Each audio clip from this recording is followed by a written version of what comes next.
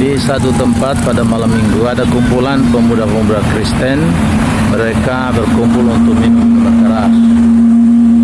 Walaupun di dalam Alkitab dilarang minum minuman keras, tapi rupanya anak-anak muda ini mereka lebih memilih untuk mengikuti keinginan daging mereka daripada mematuhi firman Tuhan. Dalam kondisi mabuk yang sangat-sangat luar biasa, mereka berpisah dari tempat itu untuk pulang ke rumah masing-masing. Tetapi karena dalam kondisi mabuk yang luar biasa, mereka tidak tahu lagi jalan pulang dan memilih untuk tidur di emper toko, dan salah satu di antaranya tidur di emper gereja. Pagi-pagi, Pak Pendeta datang ke gereja untuk mempersiapkan ruangan ibadah. Pak Pendeta kaget melihat ada seorang anak muda terkapar dalam kondisi mabuk. Lalu Pak Pendeta bangunkan dia. Anak muda, bangun. Anak muda ini dia kaget, dia bangun. Pak Pendeta tanya kepada dia, "Kamu bikin apa di sini?" Anak muda itu spontan menjawab, "Bukankah aku harus ada di rumah bapakku?" Pak Pendeta kaget lalu bertanya, "Kalau begitu engkau utusan Tuhan?" Anak muda itu menjawab, "Seperti yang engkau katakan." Tiba-tiba polisi datang dengan mobil patroli lewat di situ.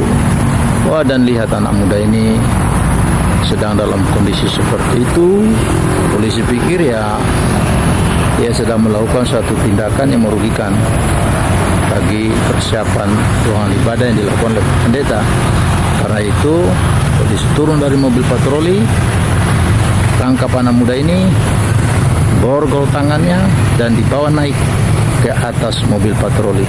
Ketika dia ada di atas mobil patroli, anak muda ini kemudian berkata, "Sekarang anak manusia diserahkan ke tangan orang berdosa."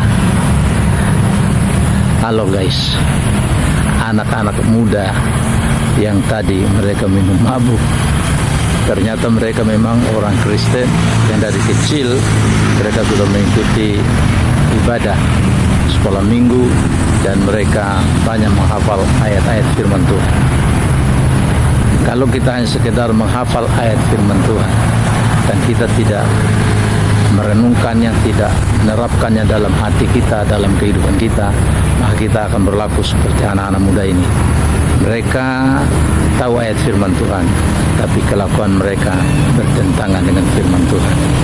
Oleh karena itu, mari kita mendengar firman Tuhan, menerima firman Tuhan, menyimpan firman Tuhan di dalam hati kita, dan kita menerapkan firman Tuhan itu supaya hidup kita sejalan dengan firman Tuhan.